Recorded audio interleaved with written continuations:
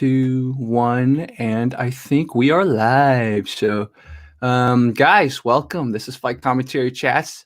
This is the first time we've ever gone live. So, this is pretty cool. I'm Micah, Kwonkicker, the OG. You guys know him. Welcome, Micah. How's it going, Jerry?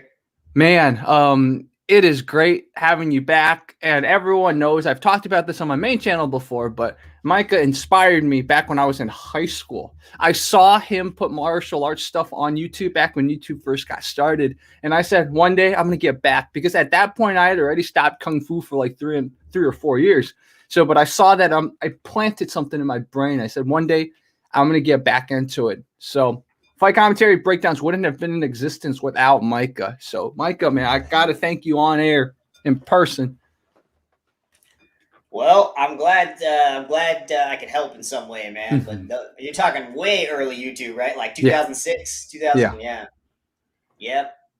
Kwon's not even my first channel. Like, well, I guess my first that I uploaded stuff to, but I had a buddy who uploaded stuff to different channels back in like 2006. So you'd see some martial arts compilations and stuff for me on just popping up on the YouTube, on the internet. Yeah. Early on, but man, that's cool. That's cool that you saw that stuff back then. Also makes me feel really old.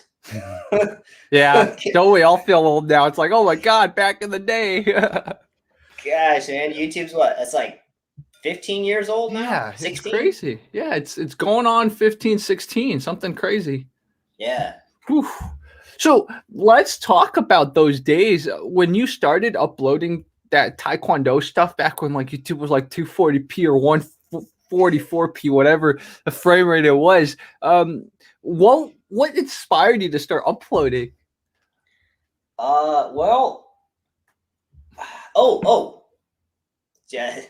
Well, and actually started uploading in 2001. Oh. Yeah, and it wasn't like, just martial arts stuff. It was I was a member.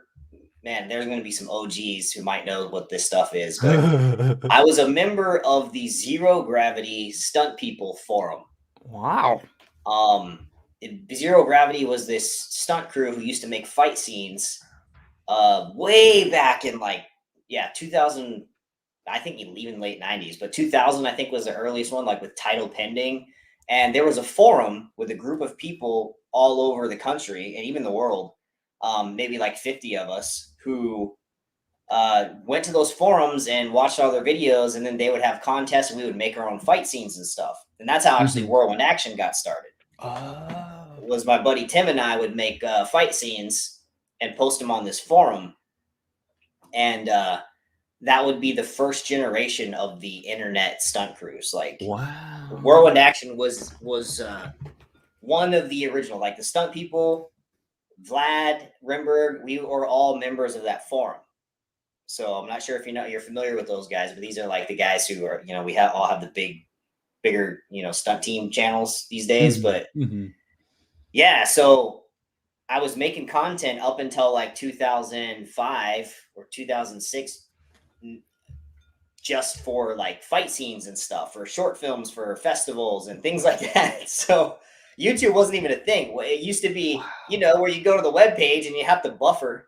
The WMV file would have to buffer, or the MPEG file, and that's how I got started with like actually filming and stuff. But I wasn't doing any of the editing. I wasn't the technical guy. My buddy was at first. Like, he was doing the editing and like all the sound effects and stuff. And so I really didn't learn how to start doing my own editing until like 2007. So, or maybe like late 2006, I started practicing, but and then I had the confidence to make my own YouTube channel where I could, instead of just saying my buddy uploading something or editing or whatever, I would just try my own thing. So that's but long story short, it's pretty crazy to think, like, if you look at like all the guys that came from that forum, like Eric Jacobus and Vlad Rimberg, these are guys like now with big channels on YouTube. They're working in Hollywood. They're doing stunt coordination on like, major sets. And we all kind of went on to like amazing things because of this forum on some random internet site like 20 years ago. So it's pretty cool, man. But yeah, that's how I got to start. Wow. Okay, that makes sense now. So it's like it wasn't like one day you saw YouTube, you're like, oh, let's upload martial arts. It's like, no, you've been uploading martial arts for a long time. So that's great. Yeah, my YouTube influence would be Jackie Chan and Jean-Claude Van Damme. Like me and my buddy Tim, like, man, these guys are awesome, and we want to be like them. And we watch Jackie Chan stuff. That's what I was doing. I was looking up Jackie Chan on the internet, on the old internet. Nice. And then I found this zero gravity stunt team where they talked about Jackie Chan, and then from there went to the forums, and there you go. Just one Google search one day leads to your life going a certain direction. I'm going to say something which is going to generate some controversy, but that's what these talks are about. So Jackie Chan actually didn't do his own stunts. I know. When I first saw those videos that called it out, I had a mental breakdown for like 2 hours. I was my buddy Alex, who does jiu-jitsu and aikido and Muay Thai with me, he can testify. I was on the couch for like 2 hours, like just almost crying. But Jackie Chan, he inspired a lot of us, yes, but he did not do most of his own stunts. That's all a myth. So yeah, when he was younger, he did the crazy stuff. Like you see in the documentaries, like My Stunts and stuff, where you literally see him. He's the one, his face. But as he got older, I mean, he got injury upon injury upon injury just stacked up. So even in like the newer films in the late 90s, he started heavily relying on, doubles for a lot of stuff as his body just started breaking down. But, in the 80s and before that, he did as many of his own stunts as he could. But as those injuries accrued, things started to change. And now, I mean, he's just a face. He's just a face replaced by stunt dudes. But yeah, I mean, there's some great stuff. If you watch Jackie Chan's My Stunts, and then like behind the scenes footage for his stuff from like back in the day, like Police Story, Project A, Armor of God, all that stuff. You see that he did do a lot of his crazy significant stunts. But there are a lot of them in his more recent stuff that he didn't do, that they were all doubles. But I mean, that's not like a big revelation to me. That's just how it goes as stunt actors get older. I mean, they got to. That nobody is invincible. Age gets everybody. I mean, I'm sure, Van Damme back in the day had stunt doubles for most things, and, all the greats of Jet Li. But it's pretty cool, man. I really suggest checking out that documentary if you want to learn about the industry.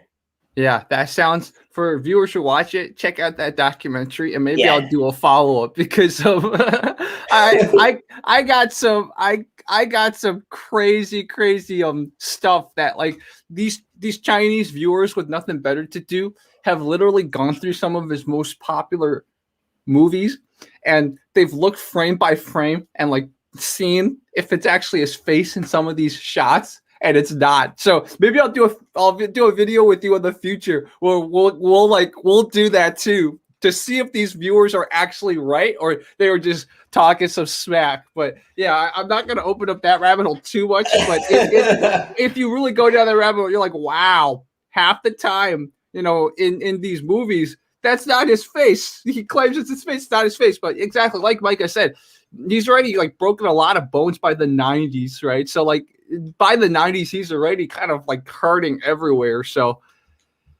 yeah, I mean, like Gorgeous, he did a lot of like even the rooftop fight on Who Am I? Like he's using a double a lot. Yeah. I don't blame the guy. The guy was breaking himself for that fame. He was like the YouTubers who go and smash their bodies and stuff for fame. So that's like, he would have been one of those YouTubers today, man. Yeah, exactly, man.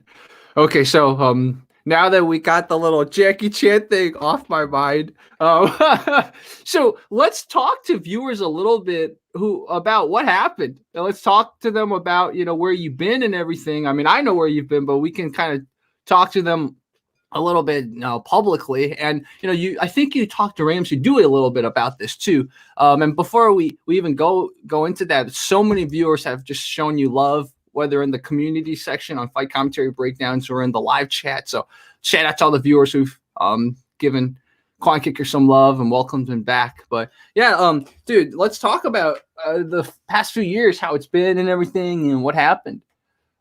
Yeah, man, it was well, I already made that first attempt at the comeback in like 2019. It was like late 2018 because, you know, I was hit with that freaking tinnitus out of nowhere, man. It was July 14th, 2017 at like 2 a.m. or just 12 or 2 a.m. No, I think it was 12 a.m. I just woke up.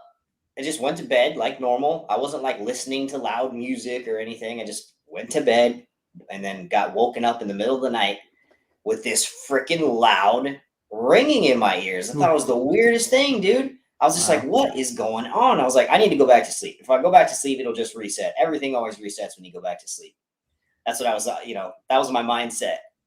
And then like 2 hours later, it woke me up again and it was just raging. And then just imagine, like, you know, when you're watching a war movie, a grenade goes off and they play that damn sound. Imagine that, but, you know, louder, and it never, ever stops. Wow. Ever. So it took me at least a year just to be able to function as a human again. Mm-hmm. And then as it got toward the end of 2018, which was almost 2 years, I felt like I had to try to come back to YouTube and do something to focus. Because if you don't keep your mind focused on stuff at all times, it'll drive you nuts. Yeah, man. totally. So I tried that and I was having a good time. I came back.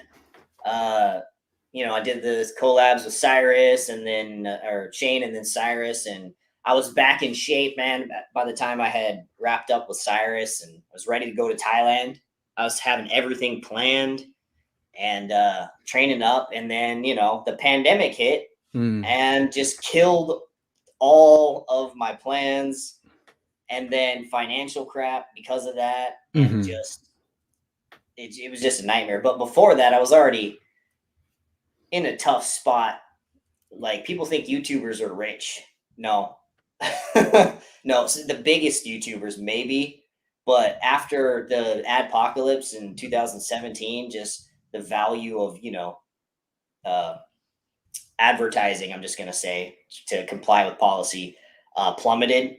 So it's like chump change now, and it's not enough to live on. And you got to do other things to pay the bills. Yeah. And you can't focus all your time on YouTube all the time. Yeah. So I was already focusing on that, and, you know, my spouse, getting her set up to have a nice quality future and stuff like that. So I was already not posting that much. But long story short, now I've moved from where I was. Now I'm in Oklahoma, and I have a setup to where I've got my own gym out in the garage. I got set up, and then I got this vlogging office here, and I can pretty much just sit down, make content whenever. So I'm super excited about it, man. I've never had a position like this where I had access to where I could just be like, I'm going to walk in the other room and sit down and make a video. Like, people don't understand like how much of a luxury it is to be able to just film when you want, when you're a YouTuber. Like, it's pretty hard to be a YouTuber when you have to schedule just like to go to the gym. Hey, is the gym clear? Can I go in there? Or, you know, oh, I can't film a vlog because my wife is literally in a college class next to me in these one-room home we live in. So basically I was paying my dues. That's what I was doing for the past couple years, is paying my dues and getting to this point. And, you know, luckily I have cool friends like Jerry here who thank you, checked in with me over the years and wasn't just like, oh, you're not, you know, big on YouTube right now. I'm not talking to you. You guys, Jerry's a good guy. He's a good dude. Thank you. And talking about married, shout out to Rokas Martial Arts Journey, who might make a cameo soon because he just got engaged. So Rokas is going down the Kwonkicker path of having a spouse soon. Congratulations, man. For sure. Congrats. Yeah, it's nice. Nice not having to deal with the whole dating scene ever again. Yeah. Yeah. And guys, in case you're wondering this is my tea. I just I usually I drink more than one cup, so this is my bowl of tea. So I think one viewer question that I remembered from some of the questions from yesterday was, or 2 days ago, what's the future for scrappers? Because a lot of them really enjoyed street scrappers. So there was a question about that. Yeah, so Scrappers was something I tried to get going a couple times, but like I said, I was in that crappy position to where I couldn't do much of anything. So it always fell through. And I was actually chatting with some people about getting it, started up again recently, but there's just been other issues that have kind of delayed that. But all I'm going to say is right now, because of the position I'm in now, it's way more likely that in the near future, we're going to be able to produce some new Scrappers content. But because it's been a decade, almost all of the cast has just, some have quit like martial arts or YouTube. Some have just moved on to like big SAG projects, and it's a nightmare to try to get them onto non-union stuff. And like, look at Jesse Graff, like now just the poster girl for American Ninja Warrior. So basically I think the only cast members that would return are probably just me and Tess, because Tess is my good friend. Like, we've been real good friends for a decade or so.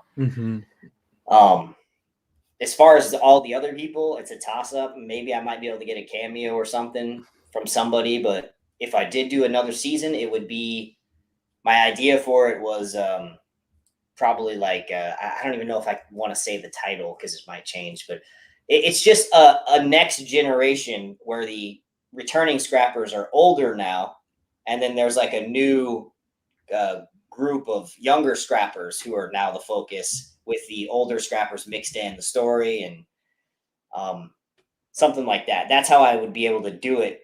Otherwise, there's no way I could continue the story, and it would just have to be like a reboot or something. Yeah, like a reboot or something like that, huh?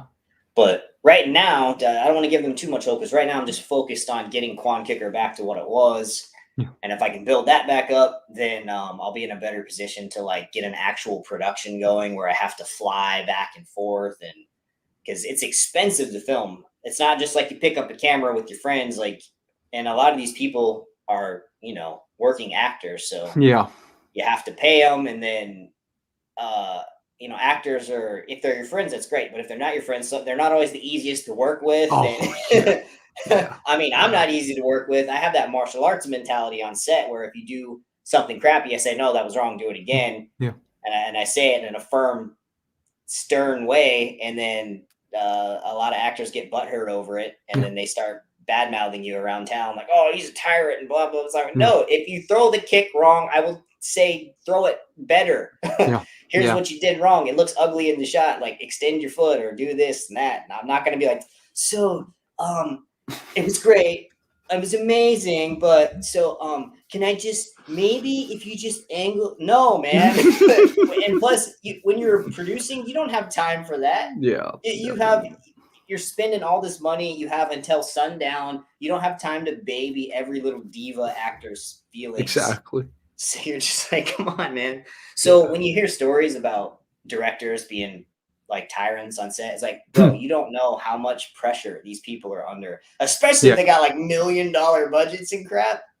Like, man, it's tough. It's not fun producing, for sure. Yeah, exactly. A viewer was talking about AJ Kick 101. He was like, oh, that could be a good one for the new generation of scrappers. I'm going to write his channel down. I'll send it to you later. Ooh, Amanda Case. Okay, cool. Yeah, it seems like a good recommendation. Thank you for the recommendation, the viewer that said that. AJ Kick. Interesting. Yeah, it's funny you talk about actors, right? Yeah, it's like sometimes they're just not used to kind of anything, which is like all they can do is act, but sometimes not even good at following directions. Like, in my most recent kind of funny story, there was this guy. He's a personal trainer too. That's how I met him, because I used to train Muay Thai over there in the park, and he would train people. So one time we started talking, and he seemed pretty cool personal training wise, but you know, he had his own issues. But one time I was thinking about doing a little commercial, so I asked him if he's interested. He's like, sure. So first thing I gave him was the call time. So then I thought, okay, I gave you the call time. That was the first thing. You have it memorized. And then the day of the shoot, he's like, when's the call time? I was like, that's the first thing I gave you. He's like, you never gave me the call time. I'm like, that was the first thing I gave you. So like sometimes I think, especially working with actors, you have to remember nothing's assumed. Like the first thing, the most emphasized thing, they're going to forget it because you emphasized it. Yeah, you gotta, and imagine having to work with like 8 and coordinate like 6, 7, 8 by yourself, like, and do everything else. Yeah. That's like what Scrappers was. It was just like, you know, it was essentially a homebrew game. Yeah. Like I had a lot of experience and you know, from film festivals and stuff, so I could wear all these hats, but that in addition to handling actors, a lot of them were great, but a lot of them were, or not a lot, some of them were just, you know, slimy little divas. Yeah. I'm not gonna say who, but that's pretty common, you know. And again, not all actors are like that, but that's just the experience I had. So it's, if you're looking to get into producing your own fight scenes, I would say make sure you get a good group of trusted friends first, and then it would be possible for you to do that. Yeah. That's how I started with Whirlwind Action. I had a bunch of good friends, but as the years went by, they all, you know, lived their lives and went on. And so I had to like splice my friends with, you know, actors that I met through my friends or other people. And then that's when things just started to, where I was just like, okay, I'm going to finish this series and then I'm done. Exactly. By the way, guys, Rokas is in the chat. So Rokas, man, good that you're listening in.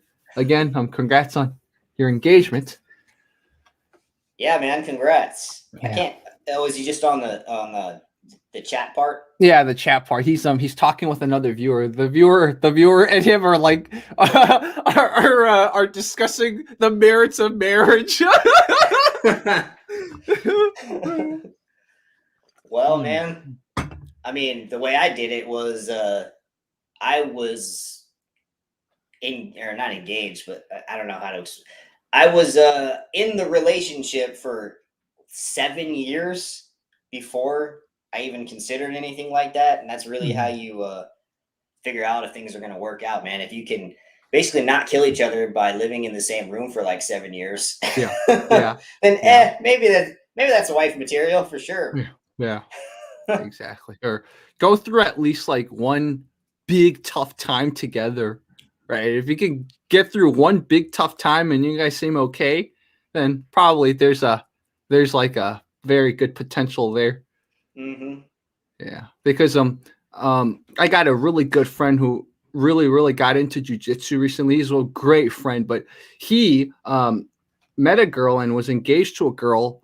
And I'm not gonna say where they meet. I'm not gonna give too much information, but they met off the grid, and they got along really well for like almost a year before he proposed to her.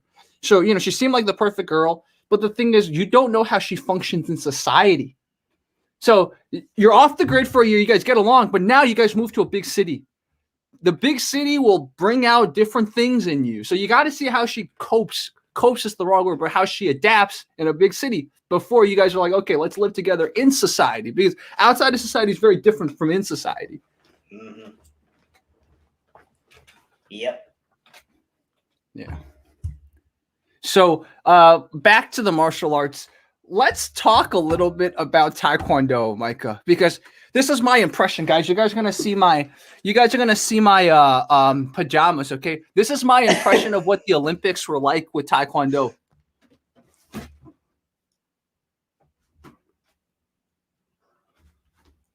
That was all I saw during the Taekwondo Olympics. They had one foot up and they were playing really bad foot tag. They didn't even look in balance. They had no force. It was just, that was all I saw. So let's kind of talk a little bit about what the heck happened. What the heck happened to Taekwondo, Micah?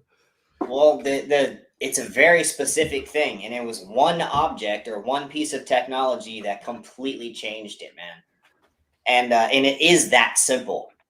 And when you combine that with the clout chasing of the Olympics, which people go crazy, like I don't know what it is, but the Olympics, the prestige, like the entire focus of everything is the Olympics. When it becomes involved, like, judo, now it's going to be Shotokan, and also Muay Thai. I'm just like, dude, but it's going to be nice being able to make fun of them the way they made fun of Taekwondo all these years. But yeah, so basically what happened was, if people don't know a lot about Taekwondo, it's actually a bunch of different styles. There's a bunch of different styles named Taekwondo, but the original style was what is now WTF and Kukkiwon and ITF. I know that's weird because those are two different styles, but they were the same style at first. There was a group of dudes who came together and formed Taekwondo. It's an amalgam of like 9 different martial arts schools from Korea. Yeah, like 9 different karate style-ish. It wasn't like this 1,000-year-old thing. No, it's brand new. It's like the 50s. And it was like 9 different schools. So there was a group of like these head dudes who were trying to formulate it, and then there's this one dude, Choi, who wanted to do things a certain way, and they all butted heads, and he ended up breaking off, and then that was the ITF, and then everybody else stayed together, and then that was the KTA, and then the Kukkiwon WTF came about later. So basically it was this brand new karate style art, and they were just trying to figure out like how they wanted to be their own thing over the first couple decades. They knew they wanted like a kick focus. So there's like some really old videos from like the 70s, and you see of WTF Taekwondo, and it was like it looked like Hwang Jang Lee style kicking back then. But as they started experimenting with the sparring rules and kind of figuring out how they were going to spar to set themselves apart, that's when things started to develop. I guess it's called the developmental era is what I'd call it, from like, whenever it was formed in the 50s. I don't remember the exact year, up until like the early 80s.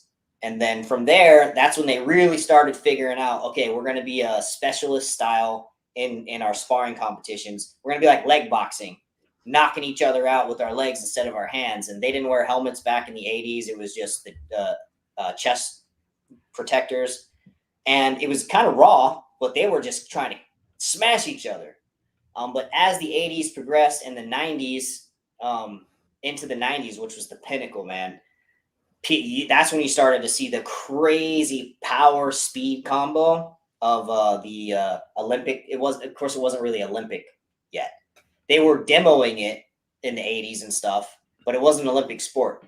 But it was all that rear leg fighting, more squared stance with the weight forward so they can charge forward. I mean, you can look up these videos on YouTube. You look up like 80s Taekwondo competition, 90s, the 90s, the early 2000s too, up to the mid 2000s. But like, it was some aggressive stuff. The training was just rear leg power speed. Now, the reason it was called the power era is because, as you know, with most martial arts, there's a lot of politics involved in judging and scoring and stuff. So what you had to do in a match is, since it was like you'd have like the corner judges or whatever, and if checking to see if when you kicked you scored a point, right?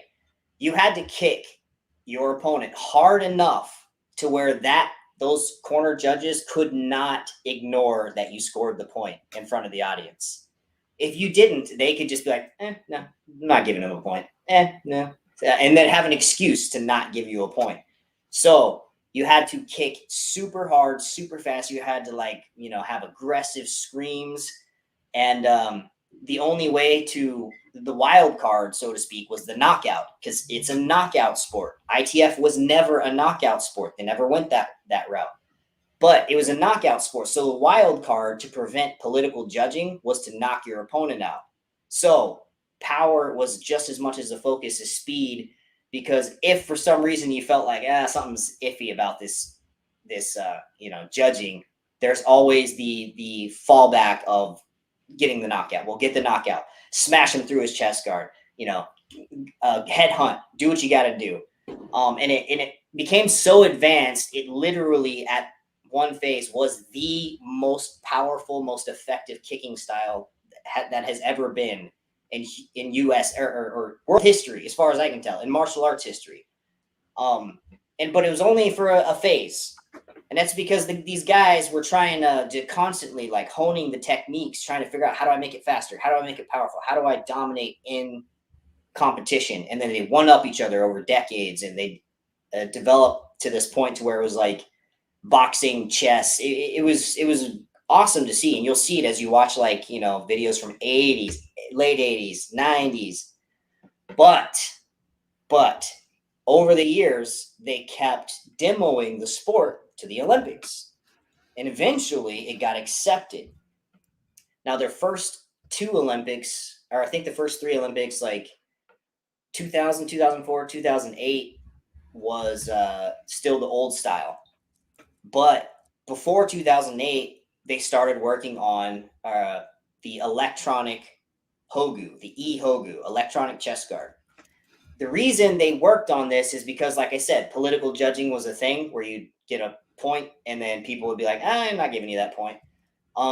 So their original intentions were good. They were like, okay, we're going to make this electronic Hogu so that a point is registered electronically so no one can take a point away from a fighter, right?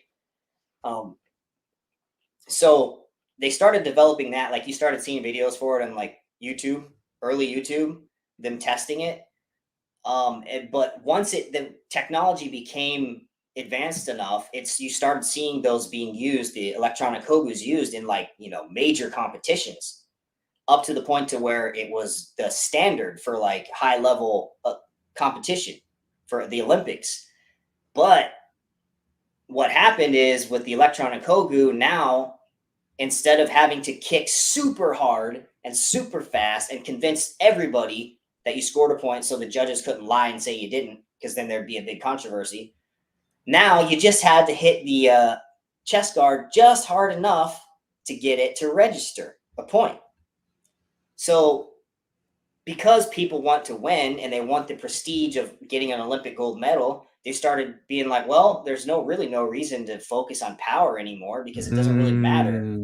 Like, I want that gold medal. My gym and my country wants that gold medal. So we're going to change the way we train and adapt it around scoring these electronic points. So now they can just cover their chest guard to keep the foot from contacting the little connecting bits and registering a point.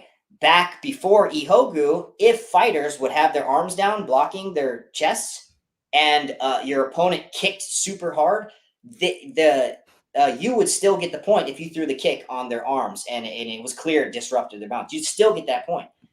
Well, these days, like, because of the technology, that's why you see them change their guard, and they really are on the little tight low guard from that side stance to keep that connection from happening.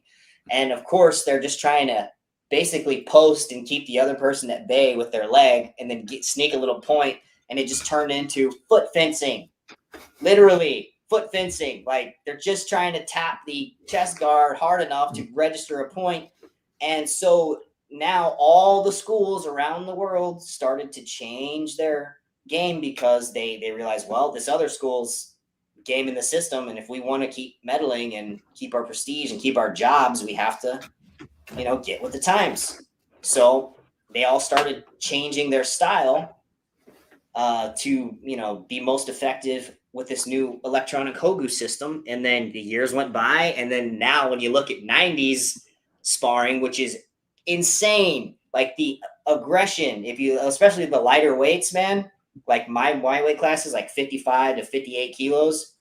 Dude, it's nuts. I'm going to actually go review a couple videos on my channel later to show the world what it was like. But when you look at that compared to now, it's like two completely different things. And the saddest part is we'll probably never get that pinnacle of kicking back ever again, unless those same set of circumstances would be re-implemented to create that because it's not so much, people think of arts as like evolving where they always get better. Not necessarily. It's more like adapting. Yeah. Yeah. They just happen to place the perfect storm of rules on that sparring competition to create the greatest kicking style ever. But one little tweak to the formula can change everything. Yeah. It can make a beautiful, you know, work of art just collapse on itself. And that's what happened, because people started to adapt to the new rule change, and then all that work they did developing these insane, fast, powerful kicks just gone. And it's being lost with it. Like, it's guys like me who, you know, my coach competed during that era, and I retired right before the Ihogu stuff started, like in 2006. So I was, you know, still the power era, man. But it's sad because it's going to be gone, man. It's going to be gone forever. And the only people who are going to have that knowledge left to pass on are people who learned the style and used it during that era. But once they all die out, it's gone forever. It's terrible, man. It just sucks. So I think that's a perfect segue, because we have at least one example of you using Taekwondo effectively against Muay Thai. So what made you decide to do that? Oh, that was all the freaking gym bros, the Muay Thai Western gym bros who constantly just talk crap about Taekwondo. And they were talking crap about the good Taekwondo, you know, back in the day, on, you know, back before there were like social media and stuff. It was always just like posting on forums and stuff, and talking their crap and whatever. So I was like, you know what? Because I sparred with this stuff. I've been hit. I competed. I knew how effective the kicks were, and I was like, these people know jack crap about what this art's really about and how effective these kicks really are. So I was like, I'm gonna, you know, basically prove to everybody how effective these kicks are. In, you know, outside of, I wasn't trying to show that Taekwondo is the ultimate martial art. I mean, obviously, like, I was frustrated by the fact that I couldn't use my techniques, like my punches, my knees, my elbows, that we were taught and we practiced in sparring. I was frustrated by it. So I wasn't trying to prove Taekwondo is this like complete martial art. All I was trying to prove was that the kicks are specialist tools that can improve a kickboxer.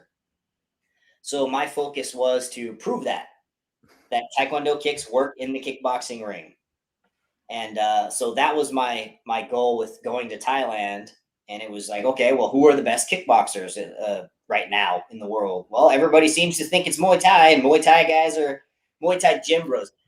The reason I keep saying gym bros, I'll explain in a second, which are just Westerner dudes who like maybe took Muay Thai for a year and was like, oh, my coach said Muay Thai, it's the best art. And they're really not even doing actual Muay Thai, like, but they have this grandiose idea of what it is. Anyway, so I went to Thailand, and to my dismay, there were no gym bros there. It was just these awesome, you know, humble dudes, like with hundreds and hundreds of fights, who were open-minded and got excited when they saw you throw a powerful spin hook and launch a bag. They're like, oh man, like you launch a bag with a back kick, and then we're like, that'll never work. No, they were like, they got excited, and then they were like grabbing like a pad. Of course, they didn't speak much English, and they're like, hey, let's work this. And I was like, huh, this is what real Muay Thai is. It is not these forum posting gym bros who have no clue what they're talking about. It's the open, you know, humble community, or at least a community willing to innovate or allow innovation, and they're not style dogmatists, which is what the Westerner gym bros were trying to turn Muay Thai into in the States. So I had a false impression of what it was. And of course, you know, it made me angry. So I was like, I'm going to prove it to everybody. But anyway, so I trained alongside these awesome people, but I still focused on keeping my techniques. I'm not a Muay Thai guy. That's what my mentality was. And I'm going to kick the way I kick, and my trainers are going to hold the pads, and I'm going to do my thing. So when I step in the ring, it's going to be authentic. So that's what I did. And but later, you know, as the internet became more prevalent and all these videos got uploaded, I realized there's tons of dudes who did this already. Like Steve Vick, Hassan Kasriwi, Serkan Yilmaz, Keiji Ozaki, freaking Cyrus Washington, like all these dudes who took their own styles of Taekwondo into the kickboxing ring and dominated with those kicks. So I was like, okay, well, I guess I don't really need to do that anymore because it's already been done. I'm just another guy who's done it. And then at that point, it was like 2011, and that's when I got sidetracked with the scrapper stuff. So that pulled me away from fighting in the ring. And you know, next thing you know, it's 10 years has passed. Yeah. And for viewers, I will let you guys know that some of these things that we're talking about, I'm taking notes. So I'll have links in the pinned comments so you guys can click on them for more information. So like, for example, I'm going to put Cyrus Washington's channel. He's got a YouTube channel and he's collaborated with Kwonkicker too. So I'll put some of those links in the pinned comments. So once this live video gets replayed, you guys will see all of that. And Cyrus, to his credit, even did Lethway with Taekwondo. So, you know, that's an extra level of craziness. Props to him, man.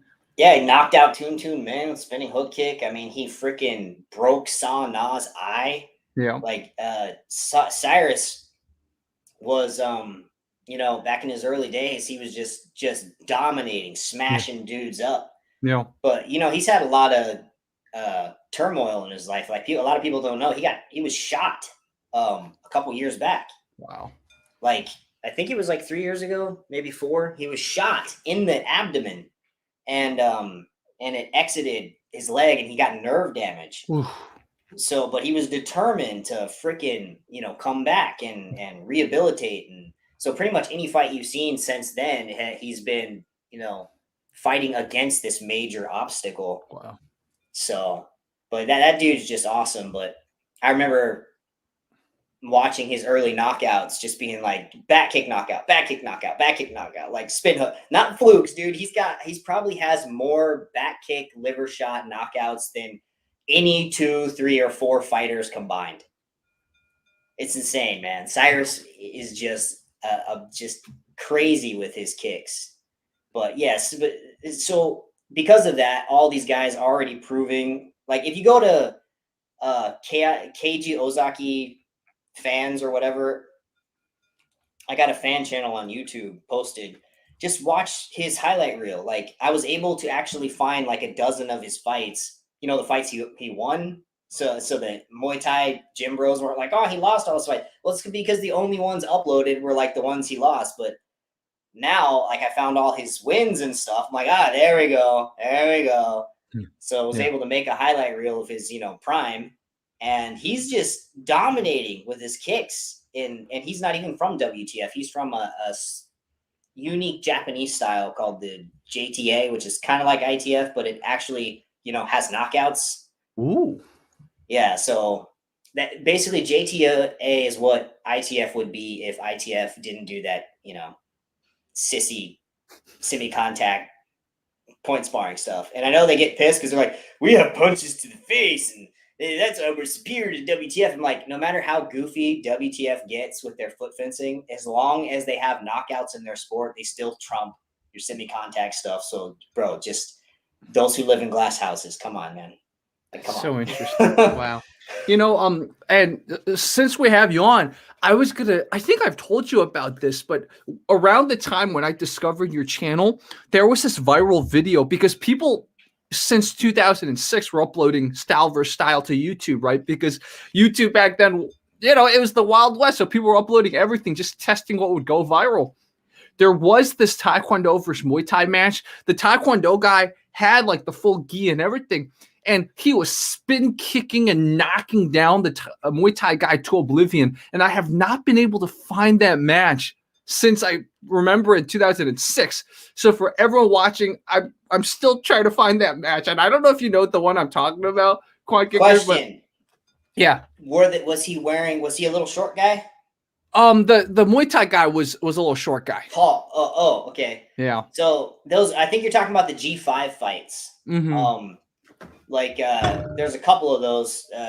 There's like 3 G5 fights where there's a Dobuk versus a Muay Thai guy, but yeah. So in the G5 fights, the Muay Thai guys just lost. Not that makes the style bad. It's just that's just what happened. Of course, you'd have all the dudes saying, "Oh, it's fake, it's rigged." But then I actually there was one G5 fight later that was awesome, which was a WTF Taekwondo guy who was only like maybe 5 foot, maybe against this like 5'7", Muay Thai guy who just towered over him, and that little guy was dominating, man. Yeah. And it was just nuts. And I remember trying to find the video and actually found the guy's blog where he posted the original video, but the video's gone. But actually have a copy of that video. I haven't posted it, but it's like the dude was doing tornado kicks, jump spin hooks. He was just dominating this. And the Muay Thai guy, he was strong and conditioned and he was aggressive, but he just couldn't handle those angles, not being used to those kicks and stuff. Whereas the little guy clearly was a black belt in WTF, but he also had a strong kickboxing base. So it was like overwhelming for the Muay Thai guy who usually can like dominate with leg kicks because the sport TKD guys, they don't train for that. Yeah. But this guy was different. And that was a big inspiration to me. I was like, dude, look at the potential power you have when you combine something like WTF leg boxing with a strong base like Muay Thai, K1 kickboxing, anything like that. It's just overwhelming.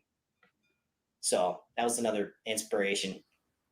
Yeah. And for anyone that wants to see that, I look forward to that too. And also, Micah, you did send that to me back in the day, so I found it on my computer again while you were talking. So I guess I will totally look at that. It's just I almost want to see if I can find a clearer version of it. Yeah, that's the clearest version I could find. I think I found it because I was like, instead of typing keywords in English on YouTube, I was like, what if I did it in Korean? Yeah. So I typed it in Korean, and then there's these lists of all these videos. I was like, oh, there it is. Yeah. I looked for that video for like a decade, man. Wow. It was exciting. While we're at it, since I was looking through my old emails to find that video, I totally realized something which I think we should talk about too. Last time Micah, aka Kwonkicker, was on YouTube, he talked about how Hollywood stole one of his fight scenes. Was there any kind of like thing to that? Let's talk about a little bit about that. So a little background. All of you were asking Micah about Scrappers and all that. So there was something related to some production company that literally just took his choreography, the exact choreography of one of Micah's videos, just animated over it. And that was like so just classic Hollywood. But anyways, Micah, tell us about that. Did that reach any conclusion? Well, I guess what had happened was the Bruiser versus Ryukin fight that was originally premiered in 2012 on YouTube and Film Festival. There's an elbow sequence that I choreographed. And it's only like 8 to 10 moves, something like that, like 2 shots. But I guess the animation company that Batman versus Robin, Warner Brothers, was working on, outsourced to like some other, I don't know if it was India or something. They had taken that clip and then just like drawn over it for reference or whatever. It wasn't even a reference. It was almost like they traced it. They just traced it and then, altered it. But I tried contacting Warner about it in multiple avenues because they didn't ask me permission or anything, didn't give me credit. And so long story short, like I had conversations with a couple attorneys about it. And one of them was like, well, you probably have a case here, but the payout's going to be something like pittance. So it's not even really worth it. And I was thinking, well, I don't really, and especially back then, I didn't have the cash to be pursuing anything like that. So basically, and all I was looking for was at the very least some freaking acknowledgement. Like, hey guys, you like acknowledge Scrapper or something. Like, come on. Like, you just freaking took a scene. And I know artists need reference, but not tracing like kindergarten where you take this. It's what I mean. It's Kwonkicker footwork. You can see it's like it looks like me in a Batman or costume or whatever. Like, I was like, come on. I got that very specific side stance footwork going on there with the timing and it was just, anyways. So really nothing came of it. Warner Brothers pretty much got away with it. I wish they didn't. I wish I was a rich dude so I could, be like, hey, no, you don't mess over YouTubers. But I couldn't. And I know it's disappointing to some people too, but I just was not in a financial position to do battle with this $1 billion company over like 7 seconds of footage, which could still be teetering on, fair use or not. Like, it wasn't transformative enough. Who knows? Like, I don't know. Could have been, which is, who knows? But at the very least, they could have been decent and been like, hey, this is from Scrappers. Go check it out or something. A tweet, something. Yeah. Yeah. But yeah. So that's pretty much what came of that. I see. Well, we will just keep growing our brands and eventually we'll have really cool animated stuff again for you. But this time it's like from Kwonkicker and not a kind of a traced over thing. Right. So that's the goal for everyone. Because I have an animator friend who, who's really good. He animated my intro, right? He just did a Taco Bell commercial. So I'm sure in the future we can get him to do something. He can animate something for you or something like that. Yeah, man, I love your intro. It's awesome. Yeah, thank you. Yeah, it was he probably did that in 2 nights, man. He just it comes easy, right, to him. It doesn't come easy, but it comes easier than if I were to try to do something like that. Yeah. So I think this is the perfect kind of segue to talk about. So you're back now. What is the plan? How many videos per week, etc. So tell us about your plan now. Okay, so I've got a bunch of content filmed already, just so I have a bunch of stuff in the can, and production will flow smoothly. But every Thursday, I'm posting a new gym video, like where I'm in the dojang, in the gym, just doing tutorial type stuff or whatever. And then every Sunday, we'll be in this office where I do more discussion and experimental stuff or martial arts philosophy, stuff like that. And it's Thursday at 10 a.m. Central is when my upload time is, and then 10 a.m. Central for Sundays as well.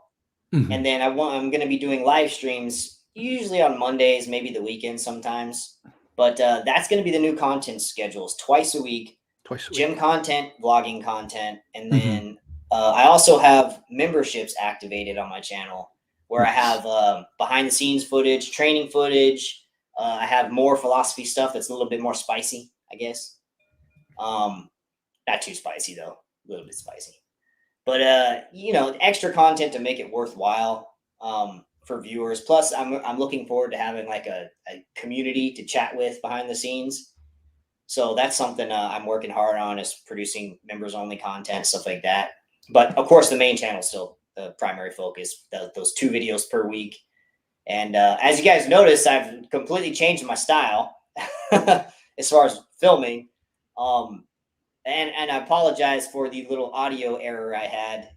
It was a pain, but basically last night I re-edited like 16 videos and uploaded and scheduled them because I had my intro's too loud. But yeah, I've changed my style. You guys basically know me as Professor Kwon, where I'm just like all serious and I'm like, this is that and that is this and I must be Mr. Teacher Guy. But that's not how I was like originally. That was just I made myself be that way because it was early YouTube, and I figured people were just watching to learn and they didn't want anything that wasn't going to help them. And also I wanted to make sure nobody got hurt, so they understood every little detail about what they were learning. But now YouTube's completely different, so I can be free to be myself, but also teach detail and stuff, and try in a more entertaining way to do that. Yeah. So that's what I'm focusing on, is trying to be a little more goofy and fun in my videos. So maybe the info will sink in better. I don't know. Who knows? Yeah, exactly. And talking about YouTubers, time to introduce two of my favorite people. Have you two ever met? No, we didn't. This is a historic moment. Yeah, I'm so glad. Rokas. I'm so glad I finally got the two of you together. Yeah, I think YouTube is, it's kind of crazy. YouTube has all these, people, and usually it connects a lot of them. And eventually you feel like you get to know them. I think for some reason, our channels did not get connected as much. I don't know. Do you think that as well, Micah? Oh, actually, well, I mean, I can see why that would happen on your end, because I wasn't posting crap for a long time. But I actually saw your videos pop up every once in a while. Even when I wasn't like logged in, they'd just be like in the, recommendeds or whatever. And that's how I saw your content, your early Aikido stuff. So yeah, I feel like I got a leg up because I've seen a bunch of your stuff already. I've seen some of your videos for sure, and they would pop up, but sometimes like some of the channels, they just really like keep pushing them together, and like you see them in recommended sections. I guess, I didn't do Taekwondo ever before. I'm a really terrible kicker. So it would have been good if they would have recommended, like YouTube would have recommended more of your stuff. But yeah, it's a pleasure to finally meet you. Yeah, you too, man. Congrats on the engagement. Thank you. Jerry was saying you're a family man as well, and you have a supportive wife, which is awesome. Oh yeah, I cannot say enough awesome things about my wife. Just very cool person.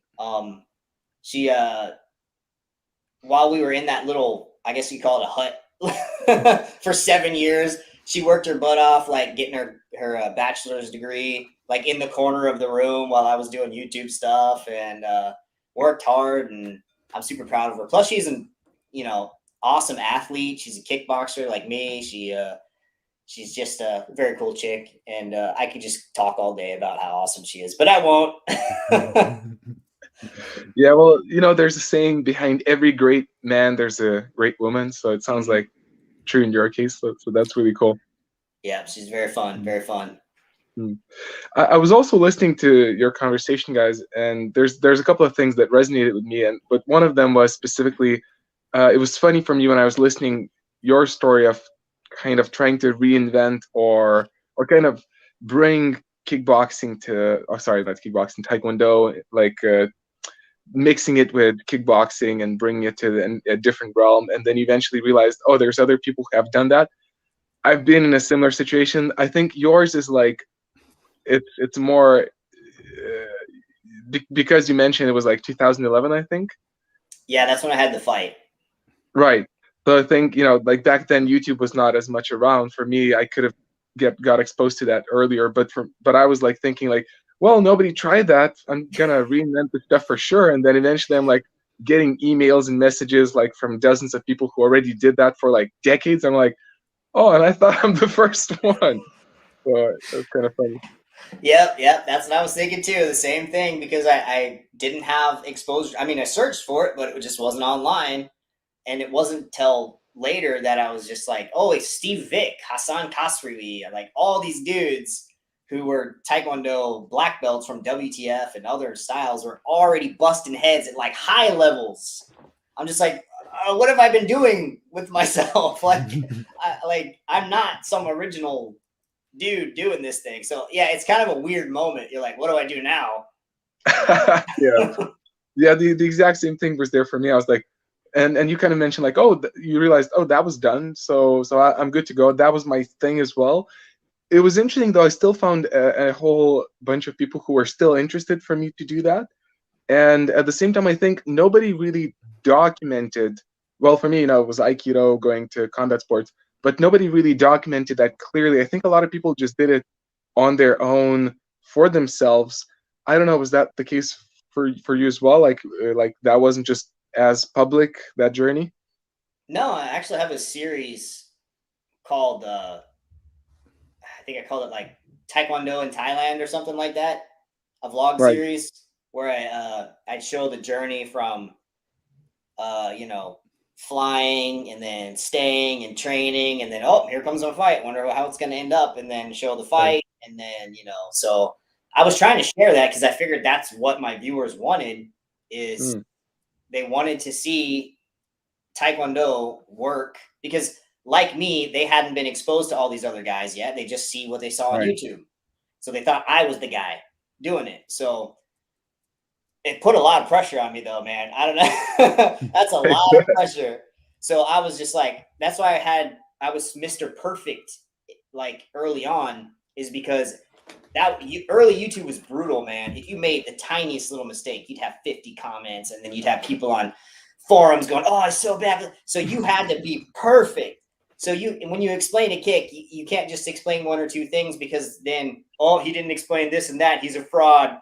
So I would have 20-minute long videos explaining every little detail on how you're supposed to like throw the roundhouse kick and why, and what are the physics behind it, and here's the justification. So that's why my stuff was informative, but not so much like entertaining, unless you were trying to learn. So yeah, that's I totally forgot what I was saying. Yeah, no, it's actually I was about to also correct myself. I actually didn't meant you specifically in terms of not documenting it, but I was mentioning like everyone else. Like it seems like a lot of people are kind of shying away from showing their exploration to new areas, and you did it. But like I think a lot of people just kind of keep it to themselves. Was that your experience as well? Yeah. Back then, I think there was only one other person. I guess Shane counts too, but that wasn't his. Competitive fighting wasn't really his thing back then. It was like street fighting. But there was one other person who was doing the same thing as me. She did it about the same time, except she stayed in Thailand at the time I left, and that's Sylvie. You guys know Sylvie? Sylvie, I think it's Von Douglas. I apologize if I'm mispronouncing her last name, but Sylvie Muay Thai is her channel. But she was just a little tiny. She's exact same size as my wife. She at the same time, I think maybe 6 months before or whatever, went to Thailand because she wanted to fight. She really wanted to fight, and so she posted every little like training session, the fight, her thoughts, and after her fight, she stayed in Thailand, whereas I left. I think we fought pretty close our first fights. And now she's world famous as the Westerner with the most fights in history. She's got like 200 and maybe even 300 by now fights.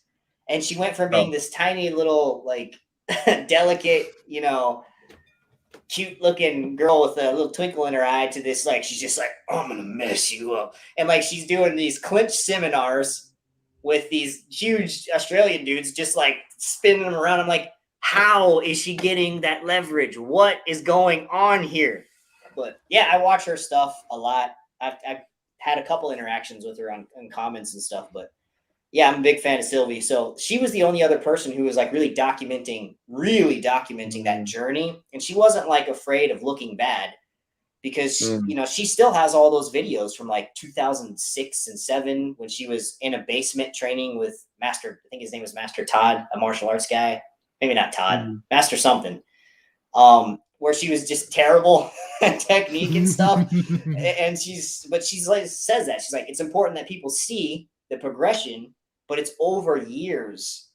And she's still going today. She's still like, posting the same content, training videos and philosophy and her fights and her breakdowns of her fights. And it's really cool. You should check her out. If you haven't seen Sylvie, Sylvie Muay Thai, I think you can just type it up on YouTube. You should Sylvie Von Douglas or it's a long name. It's like Sylvie Von Douglas, and then there's another thing. She knows how to make her username searchable. Yeah, E2 Muay Thai, something. Yeah, something just Sylvie. Like that. Yeah, but she's on Instagram too. But most of her, major stuff. And have you ever heard of the Muay Thai Library? Ooh, I have not. Okay, so it is it's an extremely important project that documents all of the legends of Muay Thai in Thailand, like gets them on camera, gets them teaching, interacting with people, because Muay Thai is not a style. Like there's no uniform way to do things, unlike what Westerners try to say there is. There's like 5, 6, 7 main categories, like elbow fighters, knee fighters, kick fighters. Knee fighters is what Sylvie is, but there's these like 7 categories. They all have special names like Muay Khao, Muay Mat, Muay Femur, stuff like that. And there are all these different substyles. And then beneath them, there's thousands of variations of each of those, depending on the gym you go to. And every champion does things slightly different. They all talk crap about each other. Oh, his elbow's wrong. Oh, no, his knee's wrong. Like, it is awesome. In the library, you get this history of all these old champions in Muay Thai just discussing, their journeys and their own ideas on technique. And there's no unification, man. It's a combat sport. That's the beauty of combat sports, is there's the freedom to innovate and change the meta. I don't know if you guys are nerds like me and you know what meta means, but meta, that's like what beats what in the history of Muay Thai. And it is, like I said, it's not like a style. It's like a venue for expression, physical expression in the ring. And it allows you, because the rules they've changed throughout history, and that's kind of changed focus on, like scoring rules and stuff, like knee focus nowadays. But it allows fighters to innovate. Even guys like me who come from different styles, they can go in and the rules allow them to innovate and adapt and test and experiment without, dogma saying, no, you're supposed to round kick like this and side kick like this and say your kia and your meridian isn't aligned with your chi. So you're, no, man. That's why I'm a huge fan of Muay Thai as a sport. Big fan of K1. Anything where you can take a traditional martial art, which, I still have passion for Taekwondo, and even the old school, I have passion for it. It's a beautiful art form, and I think of it as old technology, like a horse and buggy. And then modern day kickboxing, K1 stuff is like, Teslas. And you got all these years of people experimenting, improving the horse and buggy, improving. So you have this weird rudimentary style of fighting that, was probably pretty good back then because nobody else knew anything better. And then that technology evolves to this point to where, we're laughing at the horse and buggy. Look at that horse. Look at that cart going 5 miles an hour. But hey, back then, that was something.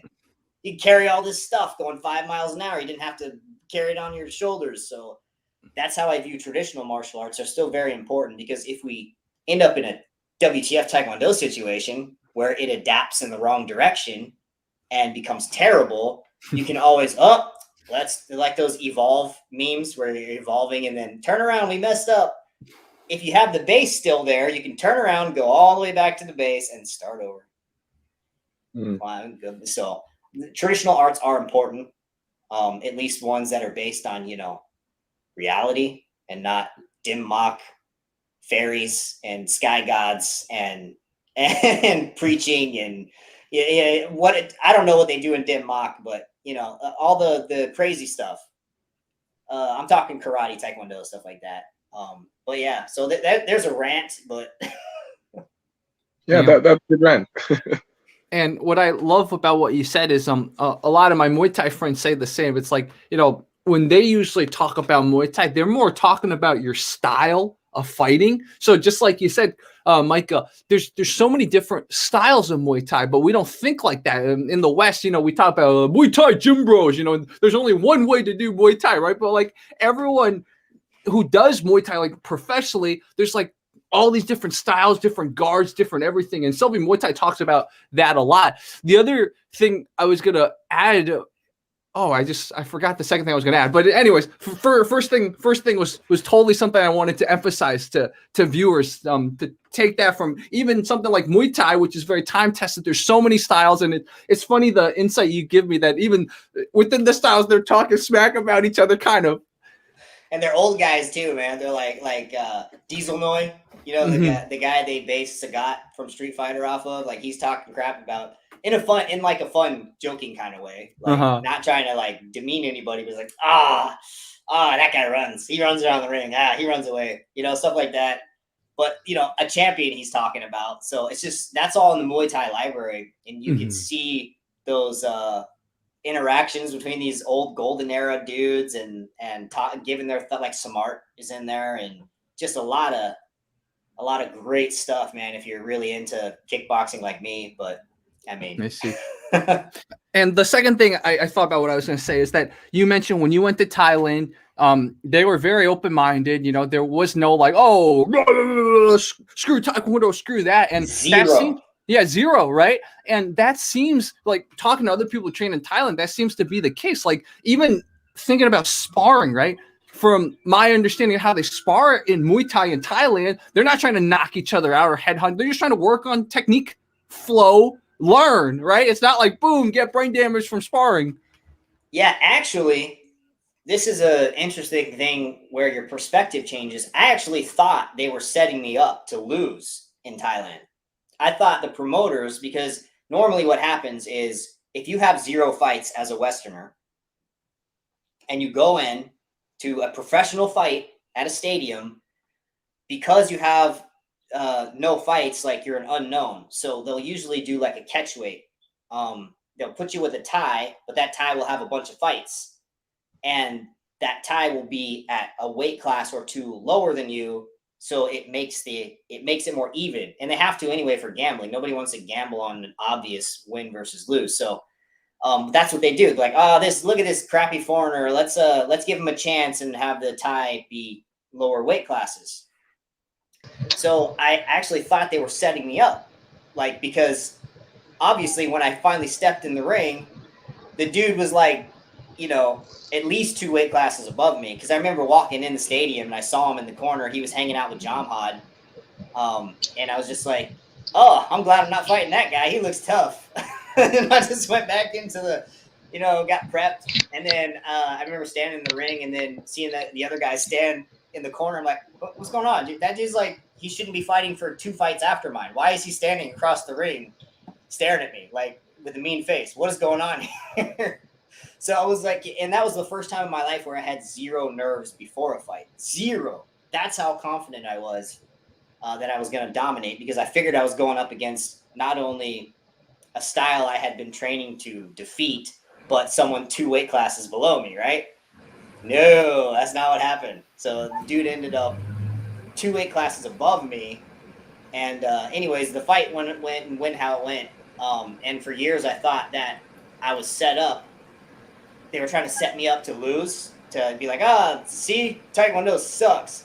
But no, it's because my promoter was like, no, this guy has too much experience. It's unfair. I mean, because I was training with like a bunch of different dudes. They actually thought it was unfair for the other guy. So they made me the smaller fighter and the Thai, the bigger fighter, to make it even. They're like, because I had the Olympic Taekwondo history and stuff, and they could easily go on YouTube and see my stuff. So I was the guy who was smaller to make it even for the guy who was bigger, even though he had 10 fights and I had 0. So it's an interesting perspective. They were showing me respect, not disrespecting me. So, but that's something you only see like with time and perspective. So, yeah, something I wanted to share there. That's a really good inside scoop. See, I didn't know that when I made the video on your fight, but I'll definitely link this and I'll add this in the pinned comments too. When I covered your stuff. And while we're at it, I added Patrick here from Effective Martial Arts. So now we got 4 people. Patrick, I don't know if you met Kwonkicker, Micah, but I know of him. I definitely seen your stuff. Great content. But no, this is the first time we speak. Yeah, and then of course I met Patrick through Rokas. So this is like now we got a team of 4 now. Are we live now? We're live. Broadcasting? Yeah, we're broadcasting. Just thought it'd be fun since I invited Rokas. I'm like, let's invite Patrick too. Sure. Thanks for the invite, man. Glad to be here. Thank you. This is since Kwonkicker, this is my first time live streaming on Fight Commentary chats. Anyways, I was like, let's make this historic. Let's just bring on all these cool people. All right, thanks a lot, man. Yeah, so, thank you. I haven't followed the conversation. I'll let you guys continue where you were at. I'm kind of not knowing what's going on right now. Yeah. So one thing, Micah, one thing I was going to connect you with Patrick about is Patrick designed these really cool, they're not grappling dummies, but they're called grappling smarties. It's like a smarter type of dummy because it like the dummy actually is kind of resisting. It's not like the dummy's lying there because no grappling opponent's just going to lie there like most grappling dummies. So I'll tell you more about that later. That's awesome. Did you start practicing with it? Did you feel it and everything? I still have it, man. Calling me out, but okay. I'm keeping myself accountable. Shout out to Perry and Marshall. I trained jiu-jitsu yesterday for the first time in 2 years, so I'm keeping myself accountable. This is my guarantee. One, I'm getting back into jiu-jitsu, and two, I'm filling out that grappling smarty. That'd be awesome, man. Yeah. I'm looking forward to seeing you train with it. Yeah. Yes. So that's a guarantee to everyone. Holding myself accountable. Cool. Excellent. One more question that I wanted to ask you, Micah, since we have this opportunity. So you're OG martial arts YouTuber. How would you say YouTube has changed over those years, and even more so like in the both in general, but also in the martial arts kind of YouTube scene? Well, I can tell you right now, back in 2009, this right now would not be happening. Back then, it was, if you were two martial arts YouTubers, it was, no, you're enemies. Yeah, and you would, in your videos, you would essentially allude to why the other person is wrong and you shouldn't watch them and you're right. And it was like this subtle dominance sort of thing where you're trying to, you know, show why you're better than the other guy without saying it, you know, through your technique and stuff. That's how it was on early YouTube. And I couldn't take the stress of it. Right. So I was like, you know what? I don't want to do this. I don't want to be in this constant state of I'm fighting on YouTube. I would rather have friends to discuss this stuff about and, you know, maybe start like a community. So the first guy I actually reached out to was Shane Faison. And this was back when I think my channel was the biggest at the time. And Shane's was like maybe 20, 30,000 below mine. But I reached out to Shane Faison and was just like, hey, I like your stuff. In one of his comment sections, I was just like, hey, good job, man. Because usually it was like, if another martial artist left a comment on your stuff, it was like, you suck, you're terrible, this is why you're wrong, you're going to get people killed, blah, blah, blah. No, I was like, I'm going to do something positive. So I started by leaving a comment on Shane's stuff, just like giving him some encouragement.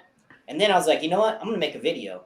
So I made a video where I was like, I'm going to make a video showing off all these different martial artists on YouTube and saying, hey, these guys are cool. Go check them out. And this was like 2009.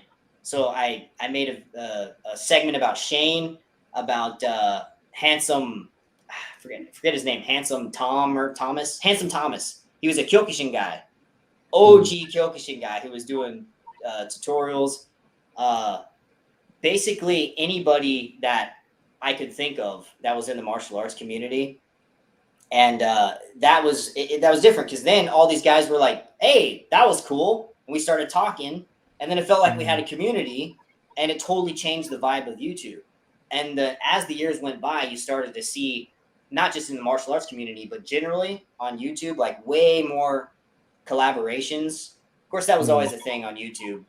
But as far as martial arts community, it became a community where people would hook up and chat and do live streams with each other. And that's something that I was really glad to see happen. And I'm glad it's like that now. I mean, there's some stuff now that's like, compared to the old days, but it's definitely a plus. What we're doing here now is just awesome.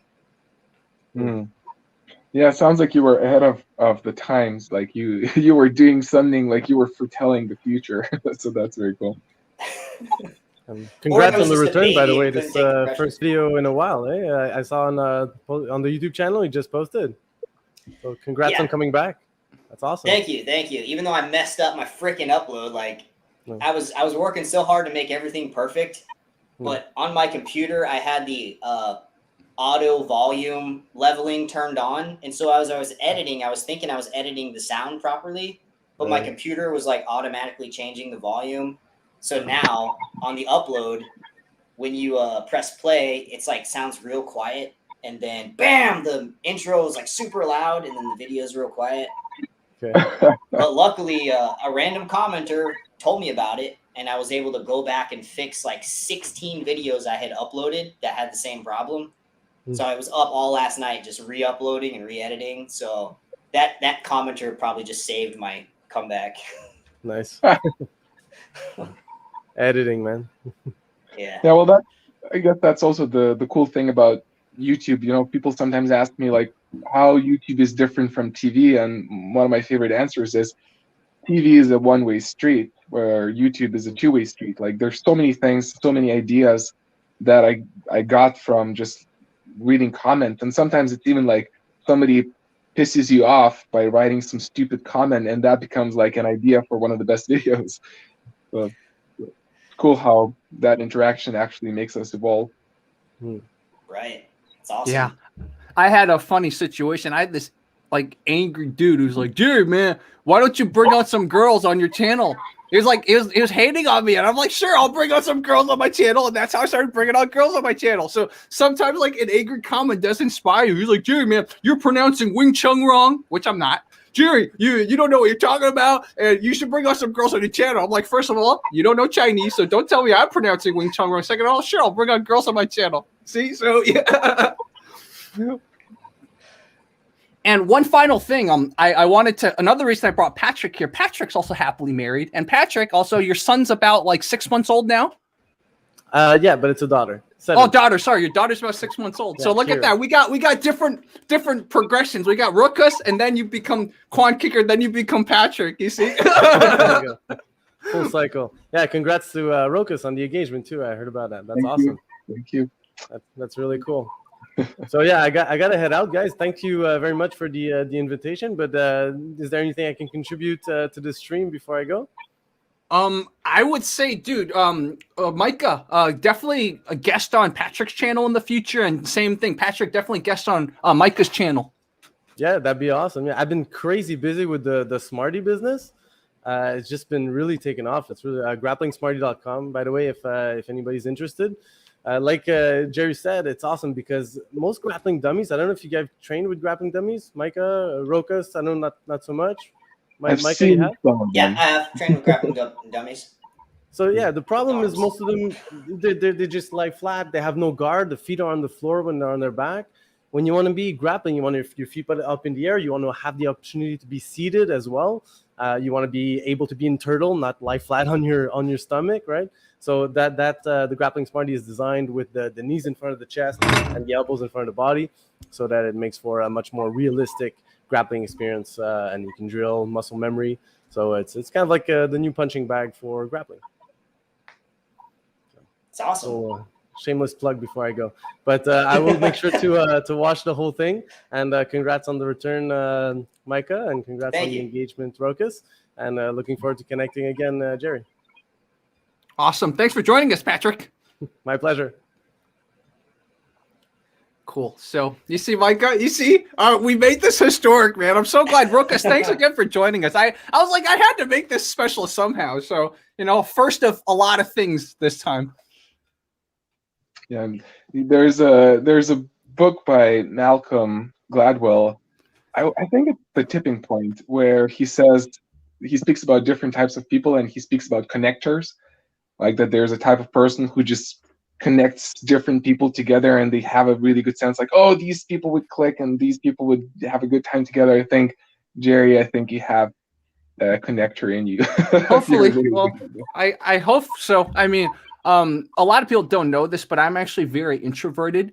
So it took me many years to break out of my shell. But the beauty of introversion is that I think a lot. So I'm always analyzing after the fact. So maybe that's why I'm able to get people's vibes and stuff like that. But yeah, I think most viewers who saw my other channel know that, but maybe on Fight Commentary Breakdowns, because I didn't really start showing my face until 2020. Many of them probably don't know, but yeah, it's just I'm very introverted, so it takes a lot to get me to do this, but it's good because usually what comes out of my mouth is not complete BS. It's like I've been going through it like hundreds of times before it comes out of my mouth. And same with people. Like I really like think about it, analyze it like in a good way. Basically, I'm not analyzing them. I'm analyzing how I can interact better with them. So that helps kind of connect the right people. So it's kind of a little inside scoop into my mind. That's cool. Yeah, surprisingly, I did some investigation into YouTube, and surprisingly, a lot of the big time YouTubers actually started off as introverts, including PewDiePie, who's like, you know, the major player, and I think like there's Ryan Higa, who I used to follow, like he's an introvert. Prince EA, introvert. Like there's a lot of big time YouTubers who are introverts. I don't know how it happens and why. And personally, like I tend to be more towards the introverted as well. I don't know. What about you, Mike? Are you more outward or? New people, I'm gonna kick your ass stoic mode. You know, you're walking around like it's going. But my friends, I'm a crazy person. Like, you know, I'm like, I can allow my personality to come out because I feel comfortable, so I can, you know, just nonstop with the jokes and the goofiness and, you know, have a good time. But it takes a bit for me to warm up to somebody. I feel comfortable with them. Then I get to be my real self. But out and about, if you see me, I'm just, you know, I'm pretty stoic. I'm just, everything's business, just because I got that like reservation. Like, is this person cool or is this person going to try to clown me? Like, you know, or it's just from when I was a kid, I was just very fighty, scrappy. And I don't know, it's because I was small. So you have a different mindset, and you're like, so when you meet new people, it's like, is this person going to try to dog me? Do I got to fight this person? Like that instinct kind of goes with you into like everyday life as you even older. So you still have I guess you call it a guard. You have a guard up kind of thing until you feel comfortable, and then you let the guard down, then you can be yourself kind of thing. That's how it is for me. Nice. Yeah, I guess that makes sense. I have a little bit of that as well. It's like should I really like in a way like waste my energy on these people? Because sometimes it's like I think in the past I used to be nice to everyone, but eventually I realized, you know, it's like I don't have to be friends with everyone, and life is short. I think it makes sense to choose who you're open with and who you're engaging with, and I don't know, maybe that can make us look like assholes sometimes, but life is short. So yeah, it's true. And it's even shorter if you get burned a lot. So you got to be, you have to have a discerning eye when it comes to choosing your friends and, you know, who you open up to. So I agree with that for sure. Nice. Yeah, and maybe just last question for me, and as far as I go, I'm cool. So is there, just since we're quote unquote all YouTubers, is there anyone, Micah, that you're actively following from like the martial arts YouTubers that like you think like took on a good role, like you kind of put YouTube aside? Was there someone who stepped in, you're like, oh, that guy is like they're doing a good job, so I can kind of be chill for a moment? Was there anyone like that? I don't specifically think for as far as like, you know, proving the effectiveness of Taekwondo kicking in kickboxing, because it's a very specific thing. Like, it's not like for MMA, I'm like specifically, because I love kickboxing. So I'm like, hey, bros, look, these kicks are great. Use them. Nobody, when I stepped out, I didn't really notice anybody doing that. But I try to follow when I'm training and when I'm focused on YouTube. I follow every martial arts YouTuber I can. When I am not, I turn it all off, because it's when you can't train and you're watching videos that inspire you to train, it makes you depressed. Yeah.